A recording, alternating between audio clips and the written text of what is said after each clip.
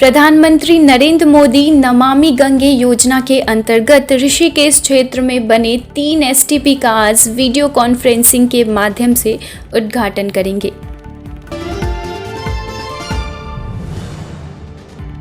उत्तराखंड में कोरोना संक्रमण से रिकवरी दर का ग्राफ बढ़ रहा है। प्रदेश में अब तक 36,000 से ज़्यादा मरीज कोरोना को मात दे चुके हैं।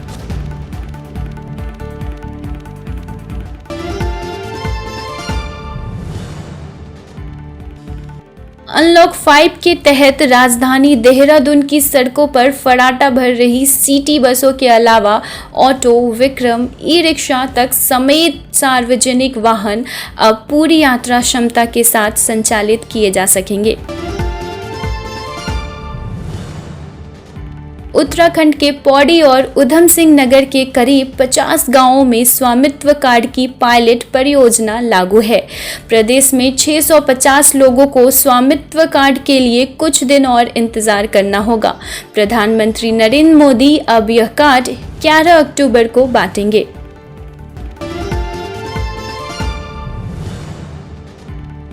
अक्टूबर में जारी हो सकता है पुलिस भर्ती का आदेश। पिछले दिनों प्रमोशन के बाद खुले हैं 1500 पद। सरकार से आर्थिक सहायता की मांग और स्कूल फीस माफ करने को लेकर सोमवार को उत्तराखंड जन विकास मंच और परिवहन व्यवसाय से जुड़े लोगों ने पैदल मार्च निकालकर स्कूल संचालकों की बुद्धि शुद्धि के लिए यज्ञ किया।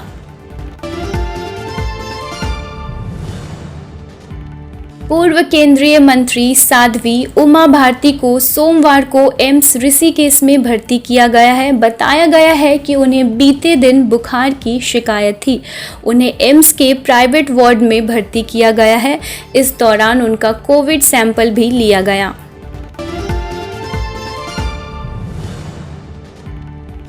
मसूरी घूमने आई इजरायली महिला के साथ बाइक सवार युवक ने छेड़छाड़ की। मसूरी पुलिस ने अज्ञात से छेड़छाड़ का मुकदमा दर्ज कर लिया है। मसूरी कोतवाली निरीक्षक देवेंद्र असवाल ने बताया कि इजरायली महिला मसूरी स्थित होटल में रुकी थी। 4 धाम आने वाले श्रद्धालुओं को अब पंजीकरण के दौरान 72 घंटे पुरानी कोविड-19 रिपोर्ट नहीं दिखानी होगी। उत्तराखंड 4 धाम देवस्थानम प्रबंधन बोर्ड ने नई एसओपी जारी करते हुए कोरोना नेगेटिव रिपोर्ट की अनिवार्यता खत्म कर दी है। श्रद्धालु अब बोर्ड की वेबसाइट पर पंजीकरण कर धामों में प्रवेश पा सकेंगे। नेपाल की तरफ से बार बार आ रहे विवादित बयानों के बावजूद भारत ने अपनी दरियादिली नहीं छोड़ी है। भारत ने नेपाल की माहभर की एक बीमार बच्ची की जान बचाने के लिए तमाम नियम कानून और विवादों को दरकिनार कर सोमवार दोपहर केवल 20 मिनट के लिए अंतर्राष्ट्रीय झूला पुल खोला। पुल खुलते ही सीमा पार बेटी को तड़पते देख रहे माता पिता को जैसे नए प्राण मिल गए और कहा, ऐसे ही नहीं कहते हैं भारत को सबसे महान। देहरादून जिले में राज्य दिव्यांग पुरस्कार के लिए आवेदनों का टोटा हो रहा है। कोरोना संक्रमण के डर से दिव्यांग समाज कल्याण कार्यालय में आवेदन करने ही नहीं पहुंचे। विभाग को जिले से महज 3 आवेदन ही मिल सके हैं, जिन्हें अब राज्य स्तरीय समिति को भेजा जा रहा है।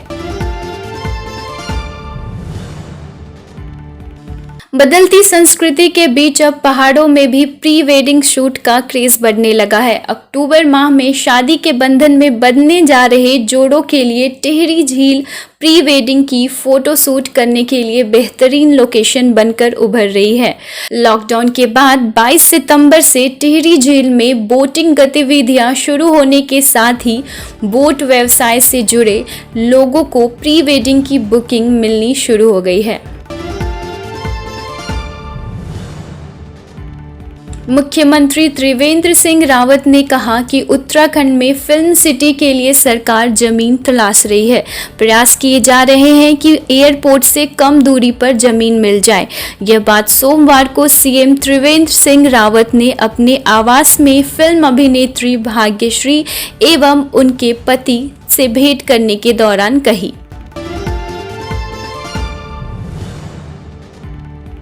उत्तराखंड में बीटेक की करीब 8,000 सीटों के लिए केवल 4200 दावेदार ही आए हैं। उत्तराखंड तकनीकी विवि इस साल केवल एक ही चरण की काउंसलिंग कराने जा रहा है। इसके बाद सीधे संस्थान स्तर पर काउंसलिंग कराई जाएगी।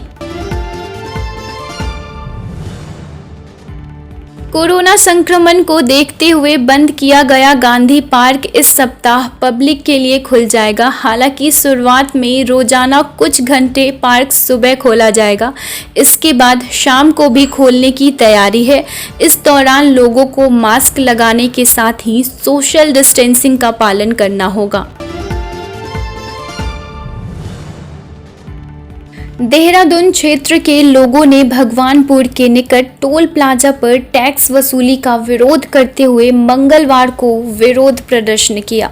लोग धरना देकर बैठ गए। विधायक ममता राकेश ने भी मौके पर पहुंचकर लोगों के प्रदर्शन में समर्थन दिया। प्रधानमंत्री नरेंद्र मोदी ने मंगलवार को नमामि गंगे कार्यक्रम के तहत तैयार 6 परियोजनाओं का ऑनलाइन लोकार्पण किया। प्रधानमंत्री ने इस मौके पर कृषि बिल का विरोध करने वाले दलों पर भी निशाना साधा। उन्होंने कहा कि आज जब केंद्र सरकार किसानों को उनके अधिकार दे रही है तो भी ये लोग विरोध पर उतर आए हैं। मोदी सरकार पर हमलावर हुई कांग्रेस, कहा देश के किसानों को गुलाम बनाने की साजिश। बीते मानसून सत्र में संसद में पास हुए कृषि विधेयकों के विरोध में कांग्रेस ने सोमवार को राजभवन कूच करते हुए प्रदर्शन किया।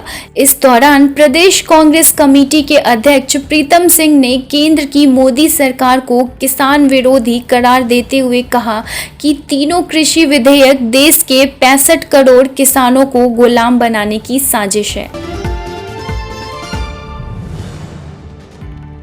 बॉलीवुड एक्टर अरबाज खान एक बार फिर सुर्खियों में आ गए हैं। दरअसल एक्टर ने कुछ ज्ञात और अज्ञात सोशल मीडिया उपयोगकर्ताओं के खिलाफ मानहानि का मुकदमा दायर किया है, जिसमें पोस्ट और ऑनलाइन वीडियो के जरिए उन्हें बदनाम करने का आरोप लगा है। इन पोस्ट में अरबाज खान को दिशा सालियान और सुशांत सिंह राजपूत की हाल ही में हुई दुर्भाग्यपूर्ण मौतों में शामिल बताया गया है। चेतन भगत ने बॉलीवुड को लेकर ट्वीट किया है जो सबका ध्यान खींच रही है। अपने ट्वीट में उन्होंने कहा कि बॉलीवुड को खत्म करना भारत की उन चीजों को खत्म करना है जो अपने दायरे में काफी अच्छा काम कर रहे हैं। दरिंदों की हैवानियत का शिकार होने के बाद 2 हफ्तों से जिंदगी और मौत के बीच झूल रही यूपी के हाथरस की बिटिया ने आज दिल्ली के सफदरजंग अस्पताल में अंतिम सांस ली। पीड़िता 14 सितंबर को सामूहिक दुष्कर्म का शिकार हुई थी और सोमवार को हालत बिगड़ने के बाद उसे अलीगढ़ के सफदरजंग अस्पताल रेफर किया गया था। चीन के साथ तनाव को लेकर बोले वायुसेना प्रमुख, ना तो शांति और ना ही युद्ध की स्थिति। भारत सरकार ने विदेशी इलेक्ट्रॉनिक कंपनियों को लुभाने के लिए production linked incentive scheme launch की थी। इस स्कीम के तहत मोबाइल फोन निर्माता कंपनी एप्पल के शीर्ष 3 कॉन्ट्रैक्ट सप्लायर देश में 6500 करोड़ रुपए का निवेश करेंगे। यह निवेश आगामी 5 सालों में होगा। अभिनेता सुशांत सिंह राजपूत की मौत से जुड़े ड्रग्स मामले में गिरफ्तारी के बाद एनसीबी ने बॉम्बे उच्च न्यायालय में अभिनेत्री रिया चक्रवर्ती और उनके भाई सैविक चक्रवर्ती द्वारा दायर जमानत याचिका का विरोध किया है। जमानत के विरोध में दाखिल हलफनामे में ब्यूरो ने कहा कि ये ड्रग्स सप्लाई में सक्रिय सदस्य हैं।